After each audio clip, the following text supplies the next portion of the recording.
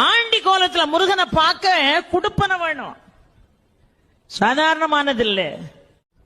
இந்த படி ஏறி போகும்போதே மேல சுவாமி தரிசனம் பார்த்துட்டு கீழே வருவாங்க பாருங்க, அவங்கள பார்த்து எப்படி இருக்காருன்னு கேட்பான் நம்ம ஆளு. மனுஷாள் ஒருத்தரை பார்த்து இன்னொருத்தர் எப்படி இருக்கீங்கன்னு கேட்கறது இயல்பு.